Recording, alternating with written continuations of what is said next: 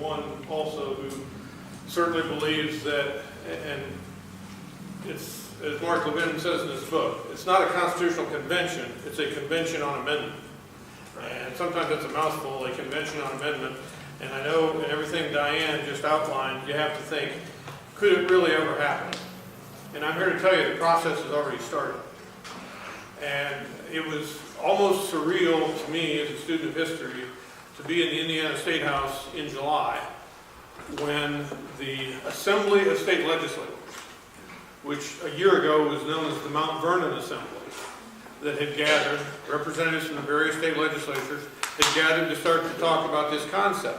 They renamed themselves the Assembly of State Legislators and decided to have their first national meeting in the Indiana State House. I think it was July 7th and 8th. Their purpose in coming there was to do the one thing the Founding Fathers didn't really prescribe in Article 5. They talked about how a convention would come together, how many votes would be required to pass to call it through the Congress, and how many states would have to ratify it, but they didn't say what the rules would be for that convention.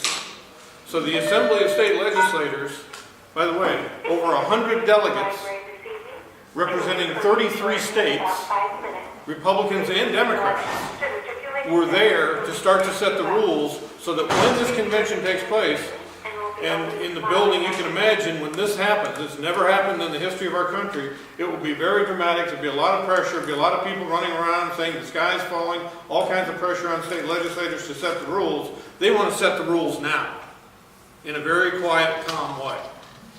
And again, it's Republicans and Democrats. I got up in the balcony and I'm watching this for a few minutes there in the General Assembly, and I have to note, I didn't see any Dr. Franklins in the room. I didn't see a George Mason in the room, to be sure. But I was particularly proud as a Hoosier when the question came up about, well, what would we do if state legislators did something different than what they were sent off to do at that convention? And David Long pulled out what Diane quoted, which is Indiana's legislation. It says, the legislature will pick those 2 delegates, we'll send them off, and if they vote on anything other than what we tell them to vote on, when they come back to Indiana, they will be arrested and go to jail. And by the way, that's already been passed in Indiana as law, and it's already been signed by the governor. And a hush kind of fell in the room like, damn, that's a hell of an idea. You know, how do you keep those people in check, and how do you keep them in control? And in starting this process, Indiana's kind of led the way. You know, Mark Levin says in his book, early in the book, in fact, that when this idea first came, he was against it. And I put myself in that camp, too. And I thought about this for a long time. And finally, it did hit me, and sir, you said it a moment ago about, you know, the people that were at that convention. You know, the real genius of our Founding Fathers, the real genius is not that they were ahead of their time, but 237 years later, they're still ahead of ours. Because they saw exactly today. They saw what would happen. They saw that while the states formed the federal government, someday that government could get to be so tyrannical and so overpowering that it would no longer be obedient to the very states that gave it creation. And hence they put Article 5 with this specific language in there as far as the states being able to call a convention on amendment. And I think it is the right way to go. To your point, Diane, as well, you know, as I've thought this through, I mean, I truly think we are in great, great trouble. And I look at D.C., and they are not going to solve the problem. It's not going to happen there. And yes, the electorate chose Barack Obama twice. And we can all feel sick in our guts about that. But on those same days, like here in Indiana, we elect supermajorities, and I won't say conservatives, but supermajorities of at least Republicans in the State House, and that happened in a number of other states as well. You know, Jefferson said that government governs best that governs closest to the people. And every one of us can get a hold of our state legislator's neck if we need to make the point. And that's to the other question that was asked earlier about Common Core. What can you do? Every single state representative in Indiana is up for election this year. If your state representative is not being challenged, go to a district where there is a challenge. Find out who's the head of those education committees, and I'm sure Heather can tell you, and go to their districts and work to get more people organized. You know, I'll just close with this. I've got just, 4 months and 10 days and I'm out of office. When I came in office, there had been a long-standing group called the National Association of State Treasurers that I've been involved with. It's called NAST. And several times during the last 8 years, and most particularly during the Chrysler debacle of a few years ago, I tried to get NAST to write a letter to the U.S. Supreme Court saying, take the case. And I wasn't saying, tell the court to take Indiana's side in the case, but just, U.S. Supreme Court, this is about the issues we as state treasurers deal with. Take the case. And the National Association of State Treasurers said, oh, that's too political. Well, frankly, that teed me off. And I don't forget it. So about 1.5 years ago, I was the founder of a new organization called the State Financial Officers Foundation. And right now it consists of 13 state treasurers. They happen to all be Republicans. And by the way, they all happen to represent the most fiscally sound states in the country, and I don't think that's a coincidence. We have a meeting in New York in September, and I wrote a letter and sent it last week, telling that group, basically a letter that starts with these questions. Do you think we can continue to live with a $20 trillion debt without serious consequence? Do you think Washington will ever fix the problem? And do you want to be a part of the solution? And then I outlined why, as an organization, I hope the State Financial Officers Foundation is going to be the first group of statewide elected officials in the country to call for a convention on amendments. And I'll disagree with Diane slightly on this, but we have to stay in our lane.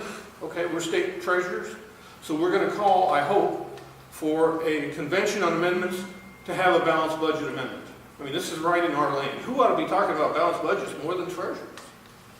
And I'm hoping every one of those people will go back to their states, several of whom are already on your list, to get their legislators involved, to help pass the kind of Indiana legislation we have so that you don't have delegates showing up and heading off in a different direction without the threat of jail time. Is there an element of risk? Okay, yeah, I'll admit it.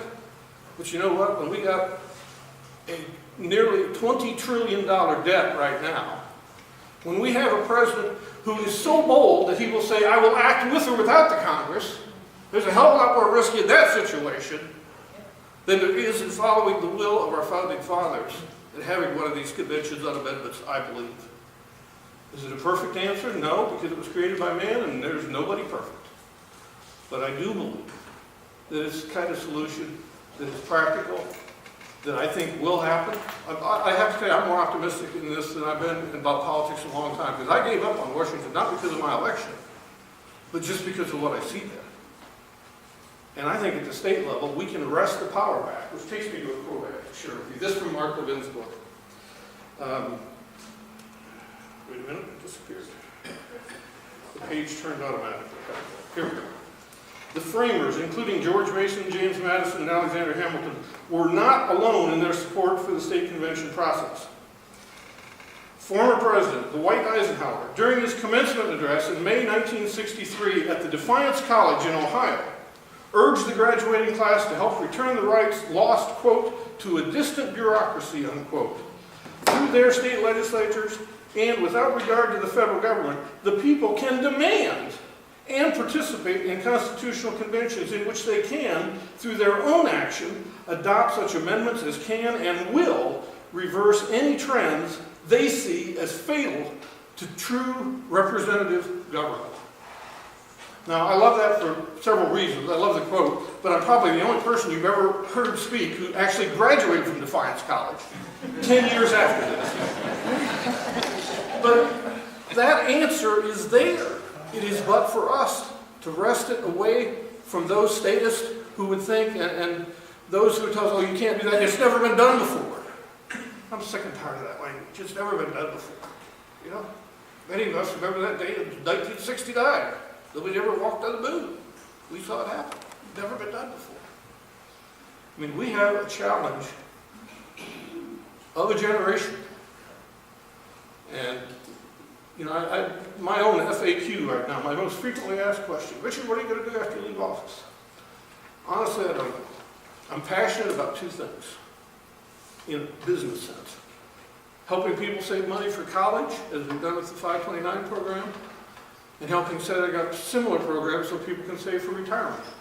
Because not nearly enough people are doing that. Those are professionally what I hope to do. But the other thing I remain passionate about but my name will probably never again ever be on a ballot. It is about playing an active role in wrestling this country away from the kind of thinking that allows the president to say without consequence, with or without the people, which is what he said. With and without the Congress means without you. Without you. He doesn't care. And could you believe when he says that in a State of the Union address, all the Democrats in the Congress stand up and applaud? What idiots! He just abdicated their job, and they're standing up and applauding about it. This is crazy. It is. So, anyway, that's pass these thoughts. You're actually 5 minutes. Would you mind taking some questions? Sure, I'd be glad to. Yes. When you were talking about balancing the budget, they haven't had a budget in Washington since Obama took office. Which is why you need a balanced budget amendment. Okay, but that will force them to each year have a budget? Yes. Okay. And you know, conceivably, and you know, to that question, well, they don't follow the Constitution right now. Yeah. Frankly, that's because they've been allowed to get away with it. Now, probably every person in this room will disagree with what I'm about to say, but I just finished reading John Dean's new book. And for those of you too young to remember, John Dean was Richard Nixon's counsel and was a key figure in Watergate. And I've believed for many years, you'll disagree perhaps, I believe Richard Nixon should have died in prison. If he had died in prison, I think Bill Clinton would have been removed from office. And if Bill Clinton had been removed from office, you wouldn't hear a president today saying, with or without the Congress. Because the law would have meaning. You have to enforce the law. You know, I think the most important thing this convention will do is right that attitude and cause all those people in D.C. to remember who they do work for. I mean, this is about raw political power. And a convention on amendment, no matter what the amendment is that passes, is going to be an earthquake to the people in D.C., and especially the people who fund the people in D.C., the real problem, the crony capitalism. And I think it would change things. Yeah, Mary? You know, it sounds good, and I thought about right now when you're talking, I'm thinking, they're not listening to us now. So, what would make you want to see, okay, the establishment of Republicans and the crazy Democrats, if we did pass what you're talking about, and having these amendments that are going to scrape them up, they are not going to easily give up their power. No, but you're talking about a civil disobedience war between the people and the states. no, I believe, and I probably didn't say it very well a minute ago, when this happens the first time, if it's on a balanced budget amendment, once it happens, oh my God, they just balanced the budget. And then when they start doing other stuff, you know, the next time we start talking about a constitutional amendment on convention, they're going to be listening. And I think it's snapping the whip right over their heads and causing them to start to pay attention. It is about taking the control back. Well, are you for one amendment being ratified by the states or many different amendments? No, from what I mentioned from the State Financial Officers Foundation, because we have to stay in our lane, I'm saying that one thing. You know, I haven't taken a position. I mean, all of the things that Levin mentions in his book, the 17th Amendment, all those things, limiting Supreme Court people, yeah, I do think those are the right things. So you're thinking that if you win this with your peers, that just the implications with that will shock them so much that we better start following the Constitution. Yeah, absolutely, I believe. I think it's great. I think I've made a convert. Because I think I'm on the other side. Yes. Richard, this is kind of a little bit off the subject, but you know, we talk about all the grandiose things that we'd like to do in the federal government. But our problem rests in our schoolhouses. We're not teaching the kids how to be responsible citizens. What are we going to do about that? Why can't we get the federal government out of the school system? Well, you know, again, it comes back to when enough people feel that is the issue at the local level, I believe it will happen. And, you know, there's nothing that made me angry, and I don't know that Heather and I have ever met, but I have to tell you, of all the things I've been involved with politically, both directly and peripherally, when last year the Chamber of Commerce of Indiana started running political ads, slamming two stay-at-home moms. I mean, radio commercials about who are we to listen to? Just two stay-at-home moms. Instead of all these professional educators. Yeah, the Tea Party whackers. Yeah, I mean, it's outrageous. It is. The But- Chamber of Commerce is outrageous. Yeah, and you know, be honest and truthful here. You got step one done, you got it repealed, but I understand you didn't get it repealed the way you wanted it repealed. But they heard you once, and I predict they will hear you again if you rise up with those same kind of numbers. I mean, it's not going to slide away unless the people who were motivated the first time let it slide away. Hey, this is more of a, I've got a question for you too that I want to forget about the balanced budget, but also just a little bit of a political statement. It's been mentioned about having supermajorities in Indiana, and I am a Republican officer in my county, and it's great to have those supermajorities if they do what you want. But Common Core was an example where that failed. I won't get off on the marriage amendment much, but that pretty much failed. So, as they said, that you've got to start looking to the next 2 years for elections to convince these people to change their mind, or to find really good qualified candidates to challenge people, whether they're Republicans or Democrats, depending on, and Heather can tell you where that is. Independents too. Yeah, well, yeah, yes, absolutely, I mean, whatever. But you've got to re-elect people. But I have a question though about the treasures that you're talking about trying to do, the balanced budget amendment. Are you all just going to make a vague or a specific wording where you might put some kind of limitation so they're not just taxing us more to balance? I think probably to have it come through that organization, it'll just be pretty well the way I said it. In fact, the way I worded it in the letter was that the federal government shall not expend more than it annually takes in. And there are several different forms of balanced budget amendments out there. You may remember I like the one Mike Lee put forward a few years ago that basically puts a cap on the amount of spending based as a percentage of the GDP. I think that's a good way to go. But to make sure we get this thing through, to hopefully get some momentum started with other statewide officials, attorney generals and such, I just want to make sure we have something going through the chute there. Yes, Jack? In 2010, I put some stickers on my pickup truck. Yeah, I have a pickup truck, I have a Bible, and might have a gun. I have two of each. What'd you say? I said I have two of each, actually. Well, if you're gonna count them up. Here's the thing, the stickers say, just vote them out. And what I was trying to say at the time was exactly what you said. You have to look for candidates, because when you have a state legislature that will go against Common Core, go against the marriage amendment, can we trust those people to do what's right in a convention of the states? That's a question. Yeah, that's a fair question. I'm not for the convention, not now.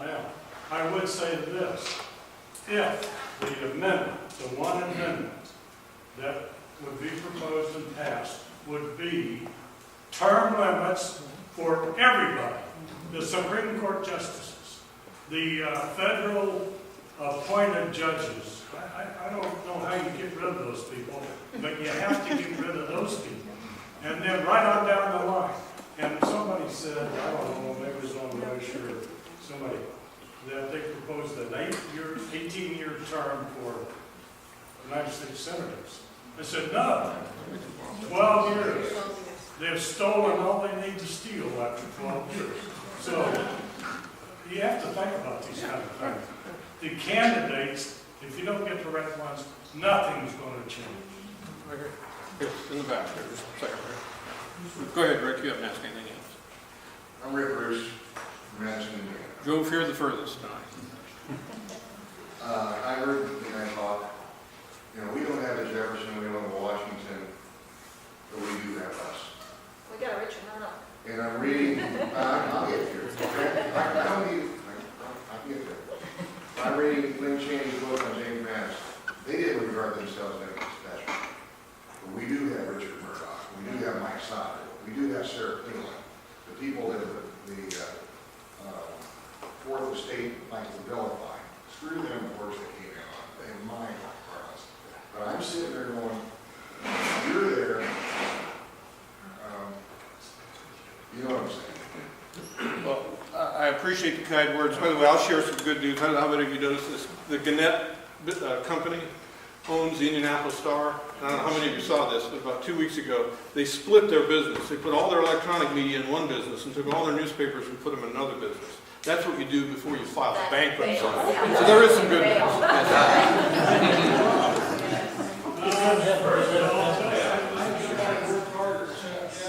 For your election, I didn't want to dominate any good to the left, Democrat, which you gave money to, unfortunately, the current life. One other comment on something I strongly support you. One of the biggest problems we have in Indiana was maybe we talked about Senator Long from Fort Wayne. Last year there were 7 10th Amendment items in the U.S. and the state Senate. He blocked 6 of those. He's calling for the Constitutional Convention. He's fighting harder than anybody in the state to prevent nullifications. Next of all, balanced budget amendment, you get it, it'll be balanced, but in your paycheck, they'll say, hey folks, we got a problem, we have to balance the budget, we spent too much money, so you're gonna get a 20% tax raise. Don't think it won't happen. That's why we need tax protection too. We need an amendment for tax protection too. You need a new tax code. Exactly. Right. And I would suggest, if we don't, and I don't think anybody in the room will disagree with what I'm about to say, but if we don't have a balanced budget, we're done financially anyway. Whether they take the money from us or the value of it just continues to plummet. I mean, it's just, and again, in doing what I'm doing, you know, you can only put the ore in the water that you're in with the state financial officers. Again, I have to work with that group to get something they're all interested in and they all get, and that's the issue. But I'm excited. I truly do. I think in our lifetime, and maybe within the next 6 to 8, 10 years, we'll see this. And again, you'll see the repercussions from this even before the airplanes start to land wherever the convention is. Because the very idea, even if we don't get 34 states, if we get 32 states to do this, it's going to send a real message to the people in D.C. And I know Brittany came back in a minute ago and reminded me, I will guarantee you, Todd Rokita would love to have a balanced budget amendment that had real meaning to vote for.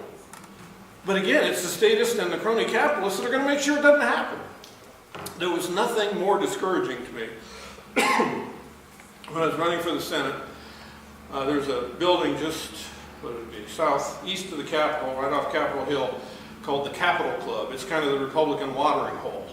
And there's a room about this size, it's kind of a little cafe.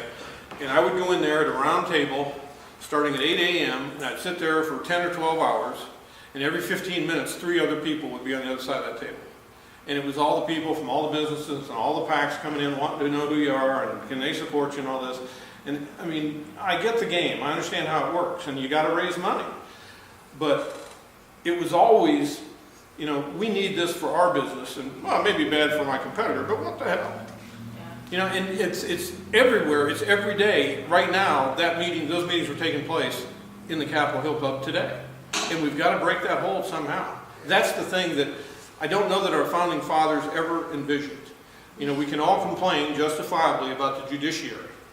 And if you read the Federalist Papers, one of the more fascinating parts of that, one of the big arguments, that was the Federalists, the Alexander Hamiltons who wanted to pass the Constitution, and the others who were opposed were called the non-Federalists, or the anti-Federalists. And one of the biggest arguments was about the judiciary. And the anti-Federalists were saying, you're going to give, no country in the world has ever given this much power to the courts. Who are these people? They can't be trusted. And Alexander Hamilton's argument was, well, people who are going to be the judges have, and these were the words, they get elevated to those positions after years of demonstrating public virtue. They would always be people of public virtue. Well, history has proven the anti-federalists were right on that one. I mean, that was one of the biggest mistakes they made, and it was, you know, some of the early decisions of the Supreme Court that allowed the courts to start to wrestle the power away from the people, from the Congress, the way the founders really intended. So it's, I mean, history can be prologue, to be sure. And your point, Diane, about the first convention, was it a runaway convention, was it not? I would argue perhaps it was, but I would also argue, as I said here, with the model legislation of Indiana, none of those people were facing imprisonment when they went back to their states, which is, I'll say maybe we evolved a bit and got a little smarter to get to that step. But that was certainly a real concern. 840 surely made that point about the brightest 840s. Okay, yeah. Went to prison after it was Yes, recorded? yes, public virtue, exactly, yeah. Yes, sir. Hasn't the Supreme Court knocked down the attempts at nullification? Yes, they have, and let me also add, as Levin points in his book, the Supreme Court was also permitted slavery in Dred Scott. They permitted separate but equal in Plessy versus Ferguson. In other words, the Supreme Court's made mistakes in the past too, and ultimately rectified them. You can also make the argument 600,000 Americans died on that issue once. I mean, that's, when I say hard fought, truly hard fought issue. So, yes, sir. You get the close. The Supreme Court's addressed that. I'll put it this way, it's going the other way. After the Dred Scott decision, the state of Wisconsin decided they didn't like it. They nullified the U.S. Supreme Court decision. It was upheld, and they carried it through the end of the war because they said Dred Scott was terrible. Yeah. And they did it, and it's been done quite a number of times. And It's still being done to this day. yeah, Wisconsin, because when Dred Scott sued for his freedom, his master had actually taken him to Wisconsin, which was a free state, which is why he claimed he had the right to be free. Richard, do you understand this procedure as being that on individual amendments that want to be changed, that each legislature is going to vote on that, and then they're going to send two representatives and two aldermen to the Congress, or to the convention, or whatever you want to call it, to vote what was decided by the legislature, and each of the states is going to do that? Sort of, let me say it slightly differently, but for the Congress to look at these applications from 2/3 of the state, they have to be in exactly the same wording, as Diane was saying. So whatever those 34 states decide through, and just like there's a National Association of State Legislators, or State Treasurers, there are several organizations of Republicans and Democrats and state legislators, so they would pass it through, they would all pass exactly that same language, send it into the Congress, and then the Congress shall, not may, not might should consider, but shall organize this convention. And then each state gets to have one vote. As Diane said, they can have 10 delegates, they can have 5 delegates, but they get one vote. And in Indiana, I mean, it's been very clearly specified in the legislation that they don't go out there and just vote on their own without having a consultation of what happens here. And I think the way Indiana legislation did it, the Senate elects one delegate, actually commissioner they call them, and the House elects the other. And the governor doesn't appoint them. So it's strictly So legislative. there's no chance of them getting to change anything at all? No, I mean, again, with the Indiana legislation, if other states pick it up, if they all gather wherever that convention is, and then they start talking about something other than what they petitioned the U.S. Congress for, any vote that would be made would be null and void from those commissioners. Okay. That's the way it's set up, so. Okay. And by the way, I have to say, I did note when I looked over the balcony and watched it all, there was a bit of irony. Because our Constitutional Convention, as great as we think it was done in absolute secrecy. And yet, this group that was setting the rules was making the point, we're going to be totally transparent. I mean, there were TV cameras in there filming what they were doing to make the rules, which made me feel kind of good, actually. I mean, I love our Constitution. I think it is the answer, not the problem. It's the answer when used to the fullest. But it was done in secret because it had to be. Okay.